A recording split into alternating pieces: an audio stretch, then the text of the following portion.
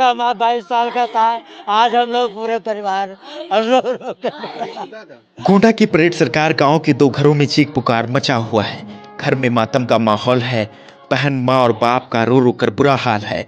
गांव में सनसनी है और सड़कों पर सन्नाटा, क्योंकि किसी ने गांव के ही एक घर के 22 वर्षीय बेटे विजय पांडे की चाकू से हत्या कर दी है। तो वहीं दूसरे घर का जवान बेटा दीपक पांडे रेलवे ट्रैक पर छत विछत मृत अवस्था में पाया गया। और दोनों ही वारदात एक ही दिन हुई, लेकिन समय का अंतर था। ये बात हम इसलिए कह रहे हैं क्योंकि विजय पांडे घर से बाहर अपनी जिस मोटरसाइकिल से गया था, वही मोटरसाइकिल दीपक पांडे की लाश से कुछ मीटर दूरी पर स्थित रेलवे क्रॉसिंग पर मिली। लेकिन विजय पांडे की लाश गांव में ही सड़क के किनारे पड़ी मिली।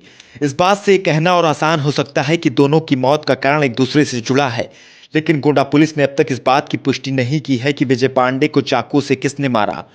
घर वालों के मुताबिक रात 3 बजे ही एक फोन कॉल विजय पांडे के पास आती है।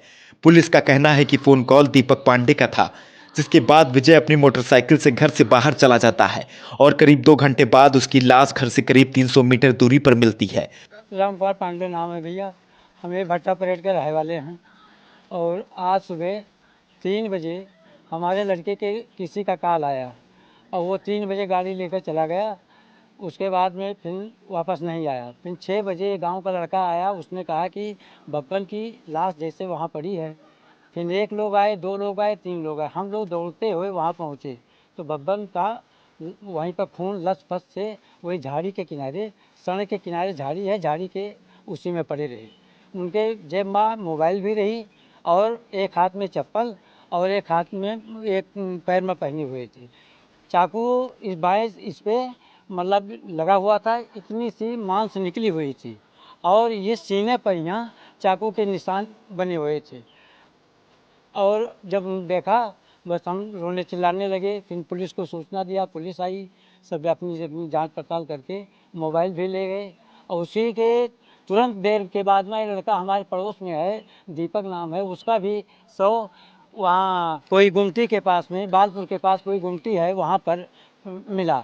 और उस लड़के की गाड़ी, हमारी बाइक जो थी लड़के की, वहीं पर खड़ी मिली। वहाँ पे गाड़ी भी मिली। लड़का का भी वहीं पर ट्रेन के जैसे हादसा हुआ क्या, इसको अब बाकी हमको नहीं मालूम है, उनके परिवार बता पाएंगे। हमको तो ये बाद में सूचना चली कि दीपक भी खत्म हो गया। हमारा तो लग रहा है कि किसी ने ऐसा अनैतिक काम किया है कि हमको न्याय की ज़रूरत है। आप लोगों को न्याय चाहिए। जो जो ऐसा दोषी हो उसको कठोर कार्रवाई की जाए भाई, ये चीज़ चाहते हैं। लड़का हमारा किसी से आज तक न कोई भी किसी से दुश्मनी नहीं थी और न किसी से कोई ऐसा था, लेकिन वो लड़का को हमको न्याय चाहिए भाई। हमको न्याय आप लोग दिला दीजिए और कुछ नहीं। किसने बुलाया था फोन करके? अब यही तो, वो तो मोबाइल में फीड है, वो ये एसपी साहब के पास में है।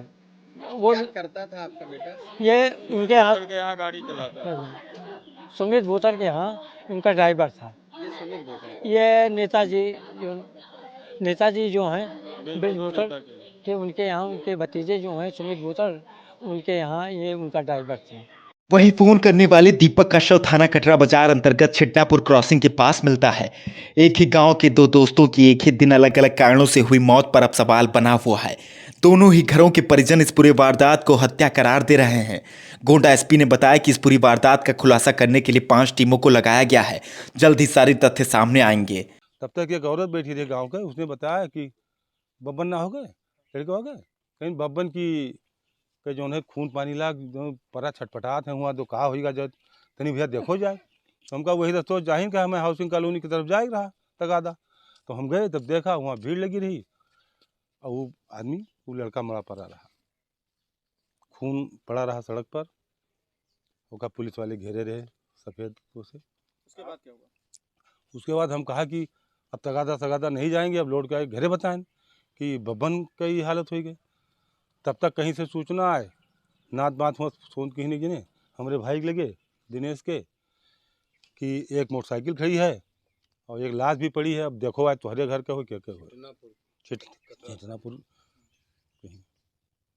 बब्बन और आपका लड़का जो है वो आपस में दोस्त थे? दोस्त खास नहीं थे, लेकिन गाँव में सबसे पड़ती है। आमने सामने घर है, इकट्ठा है।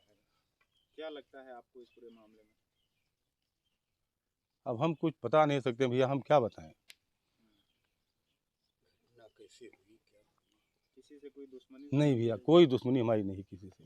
ये शादीशुदा थे? हाँ शादीशुदा था, एक लड़की है, यह लड़की है 11 साल की, और एक लड़का है 9 साल का। ये क्या करते थे आपके लड़के? ये यही पिकअप चलाते थे जो खड़ी थी, 6 साल थे लगभग, 5-6 साल थे यही पिकअप चलाते थे।